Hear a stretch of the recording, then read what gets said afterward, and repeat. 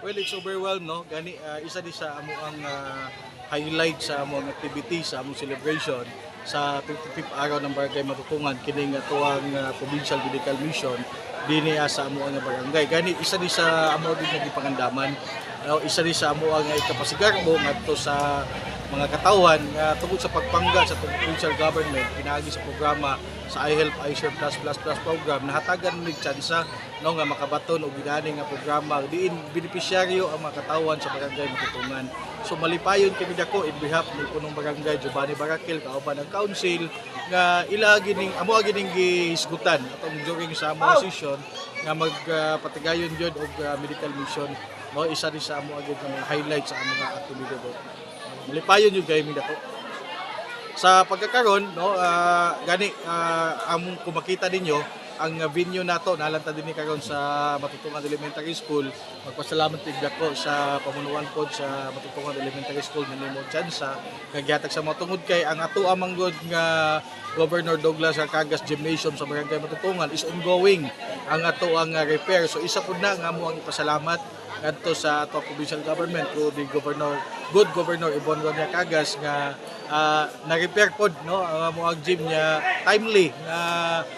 up to now ongoing pa siya so dili siya pwedeng magamit for this event so muna nga dinhi ami karon sa Barangay Matutungan sa Matutungan Elementary School nagkandak og kining medical mission so usbo nako magpasalamat yung dako in behalf sa Barangay Council sa Barangay Matutungan led by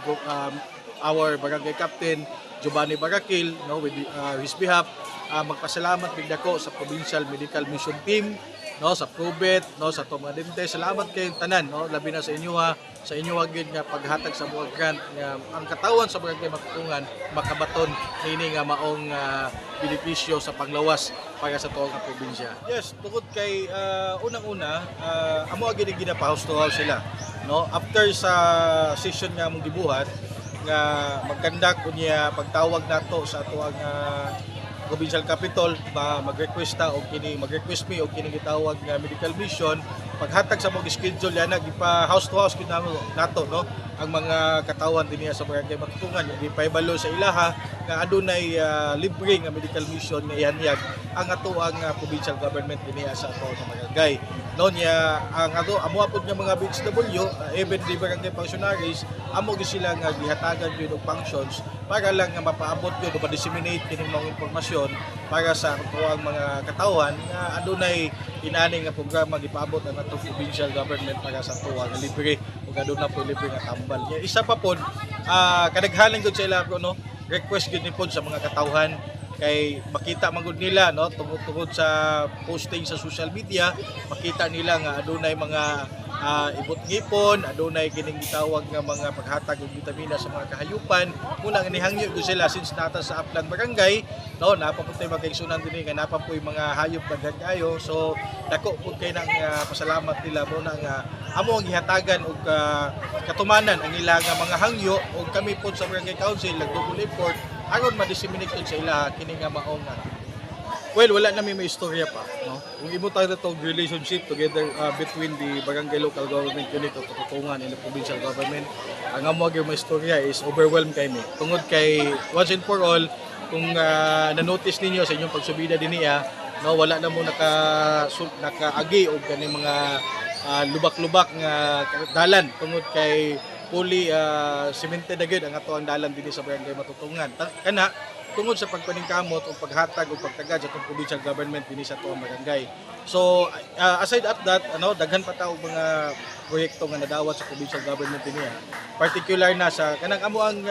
gym no kay that was the time of the late Governor Dudong Cagas nga yang nahatag way back long years ago niya karon panahon na gihatagan og pagtagad no sa ato ang good governor nga ma-rehabilitate kini, ma-rehab kini mahatagan kining bag-ong panagway og mas magamit pa si kaning mas dako, mas wide tungod kay lahi ang iyang karon unlike before nga wala siya mga canopy karon na naman god so mas wide siya mas daghan magamit niya nanay mga bleachers. Una nga ang provincial government dinhi sa Maning grabe gid ang grabe gid ang tabang. Grabe ang kining gitawag nga mga naabot nga mga proyekto din sa among nga probinsya. Ang number one lang gid nga among bisag pasalamatan una-una gid ang amuang konkreto nga dalan. Usbon ko ang amuang kinasing-kasing nga pagpasalamat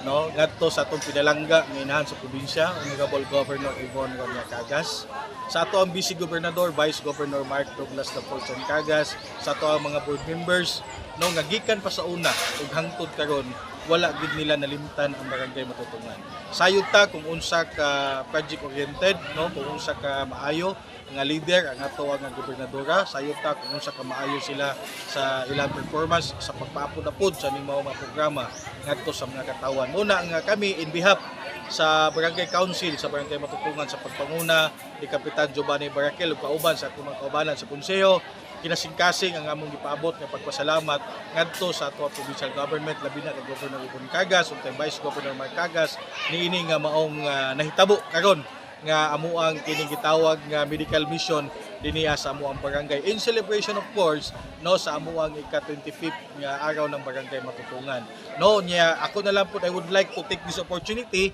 nga ako na lang po nga imbitahon no ang ato ang mga katawan mga komisyon especially ang atong pinalangga nga governor, vice governor ato mga board member no nga ugma ang among culmination sa 25th araw ng Barangay Matutungan. I-welcome mo namong tanan dinhi sa among barangay kay kami nagaingon ang pag nagiusa dinhi sa among barangay budalan sa kalambuan para sa katawan. Daghang salamat ug maayong buntag sa